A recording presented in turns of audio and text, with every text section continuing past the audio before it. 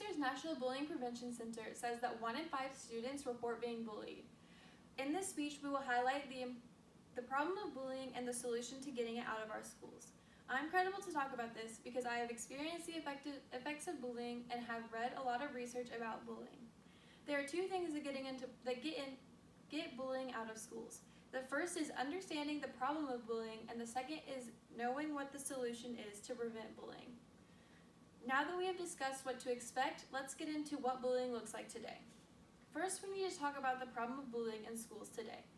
Bullying experienced in schools leads to other issues down the road for students. Pacer's National Bullying Prevention Center says that students who are experiencing bullying in schools are more likely to have anxiety, depression, and sleep deficiencies.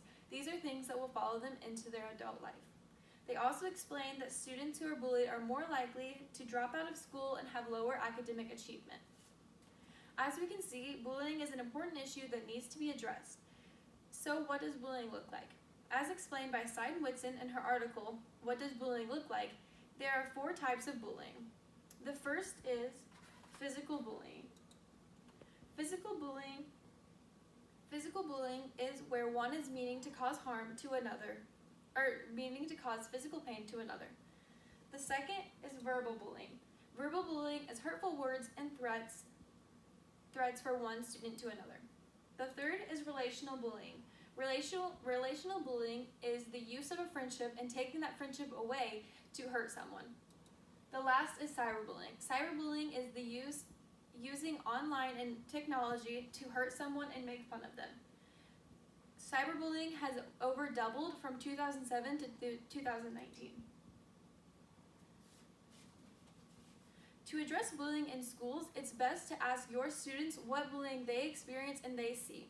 When Whitson asks these students, these are the most common answers she's compiled for each of the bullying categories. For physical bullying, the most common are hitting, kicking, shoving, tripping, and spitting. For verbal bullying, the most common are teasing, threatening, name-calling, and yelling. For relational bullying, the most common are starting rumors, excluding, the silent treatment, and the adding just kidding to the end of a hurtful statement. And for cyberbullying, the most common are mocking someone online, posting embarrassing photos, and making fun of someone in a group chat, and making fake social media accounts. Pacer's National Bullying Prevention Center says that out of the students who reported being bullied, 13% said that they were made fun of, 13% had rumors spread about them, 5% were physically harmed, 5% were excluded from activities, and 15% were bullied online or by text.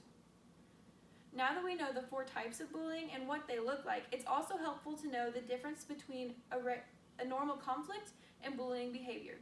When an issue is brought to administration, it can be difficult to see if this was a disagreement or if there was bullying involved. So Lori Heil gives examples of normal conflicts and compared to bullying behaviors in her book, Bullying. One of her examples is, a normal conflict would be young people having a disagreement with one another, and a bullying behavior would be, the attack usually comes out of nowhere. The bully may try to justify his or her behavior by blaming the victim, but the victim has done nothing to provoke the bully. Now that we know the problem, we need to talk about the solution. Pacer's National Bullying Prevention Center says that school-based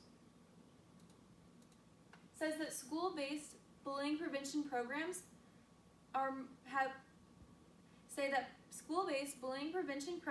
lower bullying up to 25%. School-based programs have such success because they are in the school and they are getting students involved in stopping bullying.